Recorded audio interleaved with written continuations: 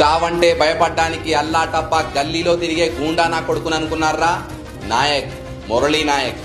నా చావు నన్ను తీసుకెళ్లాలంటే నాతో పాటు చచ్చే ఇంకో 10 మంది దానికి తోడు కావాలి. ఈ డైలాగ్ ముడావత్ మురళీ నాయక్ గారికి సరిగ్గా సూట్ అవుతుంది. ఇతని గురించి పూర్తిగా తెలుసుకుని చిరకాలం గుర్తుంచుకోవడం ప్రతి భారతీయుడి బాధ్యత.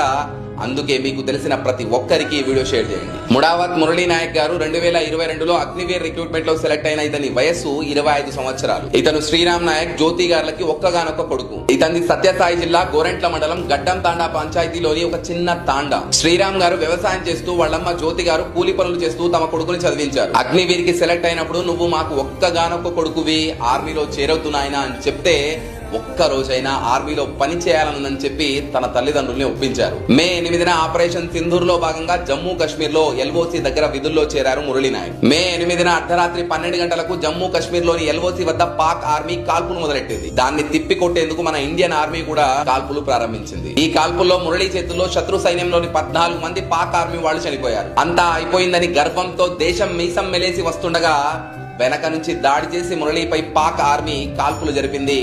ఆ కాల్పుల్లో మురళీ నాయక్ అమరుడయ్యారు. తన కొన ఊపిరి ఉన్నంత వరకు తన దేశాన్ని కాపాడుకోవాలి, తన దేశం వైపు కన్నెత్తి చూసిన ఎవరినైనా పాతి పెట్టాలి అన్న సంకల్పంతో పోరాడిన మురళీ నాయక్ గారిని ఈ దేశం ఎప్పటికీ మర్చిపోదు.